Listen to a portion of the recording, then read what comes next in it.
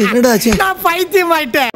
இன்ட்ரோவில் சொன்னது போல ஒரு தெலுங்கு மாஸ் கமர்ஷியல் படத்தை பார்க்க போறப்போ நம்ம மூளையே கழட்டி வச்சுட்டு அடுத்த 3 மணி நேரத்துக்கு நானே ஒரு மெண்டலானா தான் இருக்க போறேன்ற ஒரு எண்ணத்துல தான் இந்த மாதிரி படங்கள்லாம் நான் பார்ப்பேன். ரைட்டா? அப்படி நானே எனக்கு அறிவில்லைன்ற மாதிரி பிரிட்டன் பண்ணிட்டு இந்த படங்கள்ல எதெல்லாம் மன்னிச்சு விடுவேன். ஹீரோ இன்ட்ரோ ஆகி ஒரு பாட்டுக்கு ஆடி தொலைக்கிற வரைக்கும் முடிஞ்சா டென்ஷன் ஆகாம இருடா பாப்போன்ட்டு சொல்ற மாதிரி ஒரு 4-5 சீன்ஸ் வரும். அப்புறம் கிராவிட்டிக்கு லஞ்சம் கொடுத்து எடுக்கப்படுற ஃபைட் சீனு, குப்பை சாங் பிளேஸ்மெண்ட், அப்புறம் எல்லா கேரக்டர்ஸுமே சேர்ந்து முக்கி கிரிஞ்சு பண்ற காமெடி சீன்ஸ்.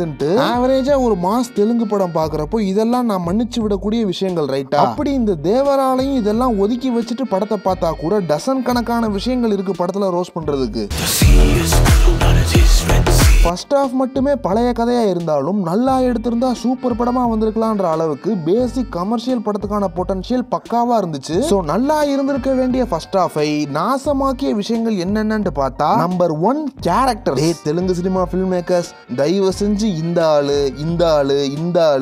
ஆளு அப்புறம் பிரகாஷ் ராஜ் இவங்கெல்லாம் இல்லாம வேற யாரையாச்சும் வச்சு ஒரு படம் எடுங்க. படத்துக்கு படம் இவங்களே பார்த்து இவங்க மேலாம் பர்சனலா சாபம் விடுற அளவுக்கு எல்லா ஃபேஸும் போதுமான அளவுக்கு இரிட்டேட் பண்ணிருச்சு என்னைய. அதுலயும் பிரகாஷ் ராஜ் கேரக்டர்லாம் கன்னத்திலேயே நிக்காத ஒரு வெள்ளை தாடியை ஒட்டிக்கிட்டு செவனேன்னு நடந்துட்டு இருந்த போலீஸ்காரங்களை பிடிச்சி செவனேசன் குருவமான்ட்டு கதை சொல்ல ஆரம்பிச்சிருச்சு. KGF 1 வந்து ஹாஃப் டெக்கேட் ஆச்சு. இன்னும் இந்த கிழவனை வச்சு கதை சொல்ற டெம்ப்ளேட்டை எத்தனை பேர் உறிஞ்ச போறாங்கன்னு தெரியல. என்ன பார்த்தா உங்களுக்கு எல்லாம் மாதிரி தெரியுதுல்ல. தெலுங்கு டைரக்டர்ஸ்காண்டியே ஸ்டாக் ரியாக்ஷன்ஸ் வச்சிருப்பாருன்னு நினைக்கிறேன் பிரகாஷ் ராஜ். ஃபைட் நடக்கிறப்பெல்லாம் ரன்னிங் கமெண்ட்ரி மாதிரியே ரன்னிங் ரியாக்ஷன்ஸ் கொடுத்து எரிச்சல் ஆக்கிட்டு இருப்பாரு. இந்த மாதிரி எல்லா கேரக்டர்ஸும் ஏதோ வகையில குறை வைக்காம நம்மளை இரிட்டேட் பண்ணிருது. செகண்ட் ஹாஃப்ல முதுகுல குத்த போற வில்லனு, வந்த வேலையை விட்டுட்டு கிளவன்ட்ட உட்காந்து கதை கேட்கிற போலீஸ், எல்லா சீன்ஸ்லயும் கிரிஞ்சா கோரஸ் பண்ணக்கூடிய ஊருக்காரனுங்க.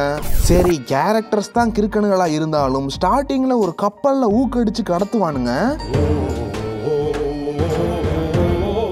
அதுலதான் இந்த ஜூனியர் NTRோட சுறா பட என்ட்ரி எல்லாம் இருக்கும். அதுல இவனுங்க ஒரு கண்டெய்னரா தேடிட்டு இருக்கப்போ இவனுங்க குரூப்ல வந்த ஒருத்தன் இடுப்புல சொருகுன கத்தி கீழே விழுந்துட கூடாதுன்ட்டு சைஃப் அலி கான் உருண்டு பிறண்டு பிடிப்பாப்ல. சத்தம் வந்துட கூடாதுல.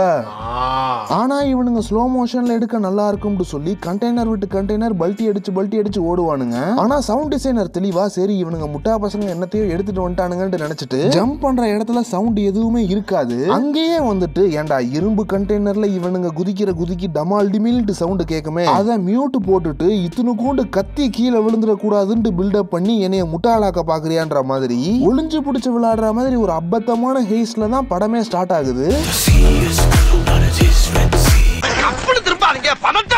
ஒரு கண்ணு தெரியாத பொண்ணு வரும். அந்த கேரக்டருக்குலாம் கண்ணு தெரியாதப்பான்றது அவனுங்களே சொல்றப்போதான் தெரியும். இவ எப்படா கண்ணு தெரியாதுன்னு சொல்லிட்டு ஹீரோ ஆடுற அதே ஸ்டெப்ல பிசிறு தட்டாம டான்ஸ் ஆடுறான்ட்டு பார்க்கவே கிறுக்குத்தனமா இருக்குதா? இப்படி சீன்ஸா தான் வருது படத்துல. இப்போ என்ன கெட்டது பண்ற குரூப்ல இருக்க ஹீரோ நல்லவனாகி மிச்சம் எல்லாத்தையும் கெட்டது பண்ண விடாம தடுக்கிறான். அதான இன்டர்வல் போட்டா போயிட்டே இருப்பேன் ஒண்ணு கிடைக்கின்ற அளவுக்கு ஒரு ஃபர்ஸ்ட் ஹாஃப் முடிஞ்சு. மொக்க ஃபர்ஸ்ட் ஹாஃப்னு சொல்லிட முடியாது. அந்த அப்பா கேரக்டர் வந்துட்டு ப்ராப்பரான பில்டப் ஸ்டேஜிங் இப்படிப்பட்ட கேரக்டரைசேஷன் கோட்ல இருந்திருந்தா நல்லா இருந்திருக்குமேன்ட்டு பொறாமப்படுற அளவுக்கு கெத்தான கேரக்டரா இருந்துச்சு. அது ஒரு நல்ல தெலுங்கு பட ஹீரோ பாண்டி இருந்த மரியாதையில ஃபர்ஸ்ட் ஹாஃப் ஒரு ஆவரேஜா ஃபீல் ஆச்சு. பட் இப்போ என்ன கதைன்னா சூப்பரா ஃபர்ஸ்ட் ஹாஃப் இருக்க படங்கள்லயே செகண்ட் ஹாஃப் முக்கிட்டு போயிருது. இதுல சுமாரா ஃபர்ஸ்ட் ஹாஃப் இருக்க படங்கள்ல செகண்ட் ஹாஃப் என்ன லட்சணத்துல இருக்கும்னு யோசிச்சு பாருங்க.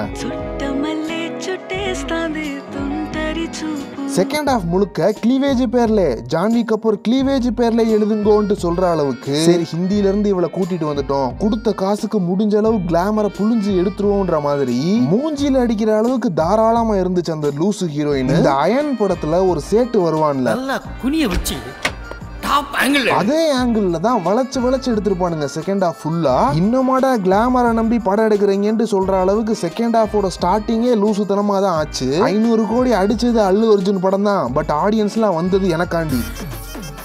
அந்த பாட்டு மாதிரியே இதுல ஒரு கிளாமர் பாட்டு. அதை தாண்டுனா படம் பார்க்குற யாருக்குமே சுத்தமா பிடிக்க வாய்ப்பே இல்லைன்ற அளவுக்கு ஒரு பையன் கேரக்டரை லீடா வச்சு செகண்ட் ஹாஃப் தனி படமா புதுசா ஸ்டார்ட் ஆகி ஓடும். அந்த படத்துல டைலாக்ஸ் கூட ப்ரெடிக்டபிளா தான் போச்சு. அந்த ப்ரெடிக்டபிள்னஸ் எல்லாம் பத்தி பேசுறது டோட்டல் வேஸ்ட். பட் கிளைமேக்ஸ்க்கு முன்னாடி ஸ்டேக்ஸ் எல்லாம் ப்ராப்பரா ஏறி டென்ஷன் பீக்குக்கு போறப்போ ஒரு நல்ல ட்விஸ்ட் வருது. ப்ரெடிக்டபிளான ட்விஸ்டா இருந்தாலும் அந்த ட்விஸ்ட்ல 2 விஷயம் நடக்குது. ஒன்னு படம் கொஞ்சம் எங்கேஜிங் ஆகுது. இன்னொன்னு அந்த அப்பா கேரக்டர் மேல இவ்வளவு நேரம் நேரம் இருந்த மரியாதையும் போயிடும். சத்தியமா சொல்றேன், இந்த படத்து மேல இருந்த கொஞ்சம் நஞ்ச மரியாதை அந்த தேவரா கேரக்டர்னாலதான் இப்ப அதுவும் வேஸ்ட்ன்றப்போ அனிருத் இந்த படத்துக்கு எப்படி மியூசிக் போட்டிருப்பாப்லன்ட்டு நான் நினைக்கிறேன்னா, தயவு செஞ்சு விஷுவல்ஸை மட்டும் என்கிட்ட காட்டாதீங்க, அப்புறம் எனக்கு மியூசிக் வராது. என்ன மூடுன்னு சொல்லுங்க, நானா ஒரு மியூசிக் போறேன், அதை எடுத்து வைங்க, செட் ஆயிரும், போயிட்டு வாங்கன்ற மாதிரி விஷுவல்ஸோட ஸ்டாண்டர்டுக்கும் மியூசிக்கோட ஸ்டாண்டர்டுக்கும் சுத்தமா சம்பந்தமே இல்லாத மாதிரி தான் இருக்கு. எப்படியோ அனிருத்தோட வேலைப்பாடுகள் மட்டும் இதுல பக்காப்பா. பெரிய ராஜமௌலி முதுகுல குத்துற ட்விஸ்டோட தான் செகண்ட் பார்ட்டுக்கு லீடு விடுவாரான்ட்டு படம் நல்லா இருக்குன்னு சொல்றதுக்கு ஒரு பாயிண்ட் கூட இல்லன்ற அளவுக்கு எண்ட் கிரெடிட்ஸை போட்டு விட்டானுங்க. இப்போ இதுல எனக்கு என்ன பிரச்சனைனா, ஜூனியர் என்டிஆர் மாதிரி ஒரு ஸ்டாரை கூட்டாந்து நிப்பாட்டி சினிமா எடுக்கிறதே இவங்களுக்குலாம் ஈஸி ஆயிருது. அது ஒரு எரிச்சலான மேட்டரா இருந்தாலும் நம்மள நினைச்சு நாமளே பெருமைப்படுற மாதிரி மேட்ரு என்னன்னா, தமிழ் சினிமால இப்பெல்லாம் கிளாமரை நம்பி படம் பண்றது இல்லன்றதுதான். இந்த வகையில இந்த விஷயத்துல தமிழ் சினிமா திருந்திருச்சுப்பான்ட்டு கொஞ்சம் சந்தோஷப்பட்டுக்கலாம். அப்போ மிச்ச இண்டஸ்ட்ரி எல்லாம் அந்த டபர் இன்னும் பேசிட்டு இருக்கான்.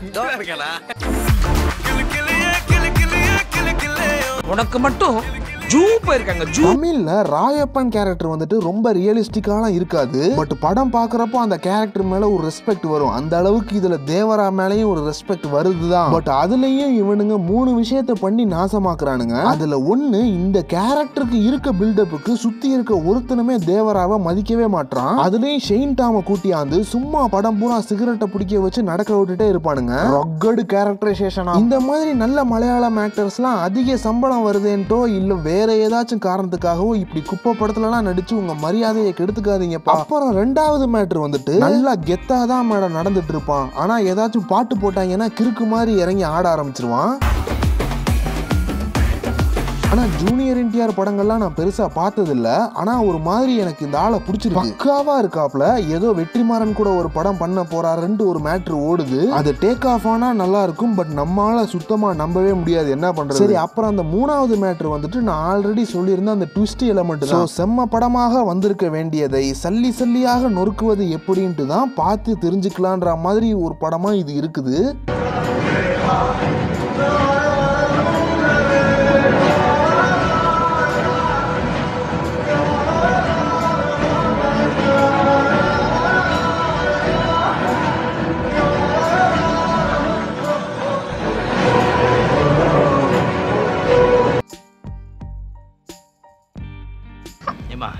என் பாட்டுக்கு என் வேலை செய்ய விடுங்க. அனாவசியமா ஏன் ஒம்புக்கு எடுக்கிறீங்க? அரே தீவானோ முझे पहचानो कहां से आया